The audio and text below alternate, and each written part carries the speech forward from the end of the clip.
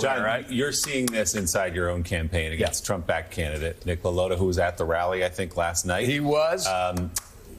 Proudly saying he was the first purple state district candidate to endorse Donald Trump. So what are the conversations like for people who haven't been following your race closely? What is the debate? What's at the center of your campaign right now? Affordability, abortion rights, border security.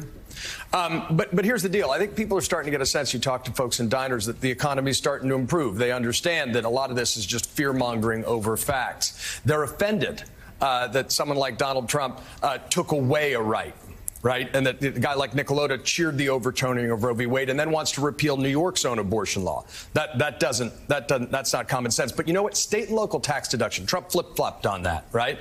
In a total pander. Because remember, Trump and the Republicans took away that state and local tax deduction. That's thousands of dollars in people's pockets every year.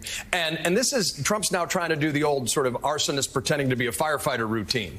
Do people but it's not believe fly. him, though? Like, yes, everybody at that rally. Beyond that, they know who put the salt cap in because it was a huge issue for New Yorkers. It is a huge issue for New Yorkers, and Democrats have pledged to restore it, and Republicans have said that it's never coming back. So to that extent, it's the most consequential economic election we're going to have. No, look. The act's getting old. We're in swollen Elvis stage here. All that talking about himself. I mean, you know, the local Republicans went and kissed the ring, but they got mentioned 40 minutes in by Donald Trump because it's not about them. It's not actually about the people of the crowd. So do you talk to folks, they'll say even in the redder districts that they've got half the number of Trump signs they did even 4 years ago.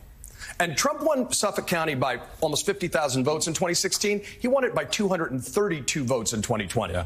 Look at that decline. Keep an eye on that. John. Joe. Yeah, you know, I am curious though. What headwinds are you facing, John, when you're campaigning, when you're knocking on doors, when you're going for you know, it's. I'll be honest. I mean, to me, it seems like it'd be pretty damn easy to run as a Democrat this year with the economy the way it is. Like, there's not one person that you can't go to that. You know, that is calling Kamala Harris a socialist, or you can't say, yeah, and how much richer have you gotten over the past 4 years under Joe Biden and Kamala Harris? Immigration, illegal immigration down, inflation down, interest rates down, gas prices down, crime down. You go on and on and on and on. The record is a pretty damn strong record to run on, isn't it? The record is strong, but the resonance isn't real for a lot of folks. People are starting to feel the economy. But independent voters, there are more registered independent voters in New York's 1st District than any other district in New York State. They are really pissed at Democrats for their perception that they haven't secured the border. There's concern about crime and disorder, particularly in New York City. And that's a burden for Democrats that you got to lean into, which is why I say I would have voted for that bipartisan border security bill on day one. And my opponent helped Trump kill it. That would have not only stopped, you know, increased the number of border agents, but would have helped stop the flow of fentanyl, which is a huge issue that people feel. 20 times more people killed by fentanyl poisonings in 2023 than were murdered in Suffolk County. So Democrats got to lean into that stuff and show we can be tough and get it done while Republicans talk. They skipped a vote to keep the government open.